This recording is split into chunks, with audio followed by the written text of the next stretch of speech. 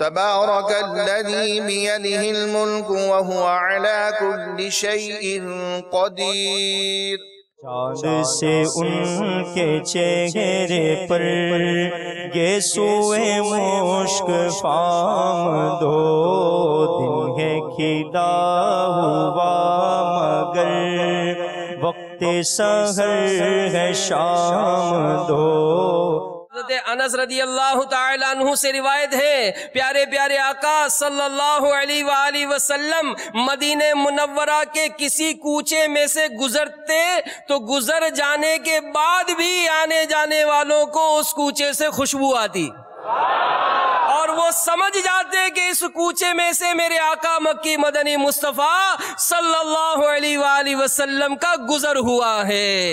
اس حسن و جمال والے معطر میٹھے میٹھے آقا صلی اللہ علیہ وآلہ وسلم سے کیوں محبت نہ کی جائے، ان کے ارشادات پر کیوں نہ عمل کیا جائے، ان کی سنتوں پر عمل کیوں نہ کیا جائے کہ صحابہ کرام علیہم رضوان پیارے پیارے آقا علیہ الصلوۃ والسلام پر کیسے فریفتہ تھے، کیسی محبتیں کرتے تھے، کیسا عشق تھا، اور کیسے کیسے کمالات پیارے پیارے آقا علیہ الصلوۃ والسلام کے یہ دیکھا کرتے تھے۔ آئیے دعوت اسلامی کے ماحول سے وابستہ ہو جائیے، 3 دن کے لیے، 12 دن کے لیے، 30 دن کے لیے عاشقان رسول کے ساتھ مدنی قافلوں میں سفر کیجیے، ہمت کیجیے۔ بھلے نہ آپ نے دنیا کا کتنا ہی علوم حاصل کر لیا ہے، ڈاکٹر بن گئے، انجینئر بن گئے، جج بن گئے، وکیل بن گئے، دعوت اسلامی آپ کو آپ پر عائد فرض علوم سکھانا چاہتی ہے۔ 63 دن کا مدنی تربیتی کورس کر لیجئے، قرآن پاک درست کر لیجئے، دیگر ضروری مسائل سیکھ لیجئے تاکہ فرائض کی ادائیگی آپ کی درست ہو سکے۔ لا الہ الا اللہ، لا الہ الا اللہ۔ خوشخبری، انشاءاللہ عز و جل میرے باپا امیر اہل سنت بذریعہ نیٹ انشاءاللہ عز و جل بیرون پاکستان سے مدنی مذاکرے میں شامل ہوں گے۔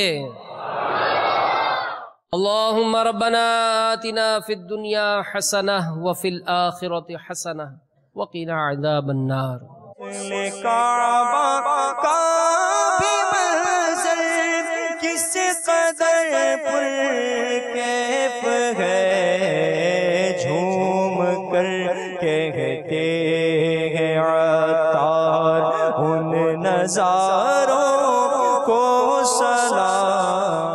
دعوت اسلامی نے دنیا بھر میں دھوم مچائی ہے، دعوت اسلامی نے دنیا بھر میں دھوم مچائی ہے، سارے جہاں میں عشق محمد کی خوشبو پھیلائی ہے، دین کا پیغام ہے یہ دنیا بھر کے نام ہے، دین کا پیغام ہے یہ دنیا بھر کے نام ہے۔ عاشقان مصطفیٰ دنیا میں کہلانے لگے، عاشقان مصطفیٰ دنیا میں کہلانے لگے، جام آقا کی محبت کا پلایا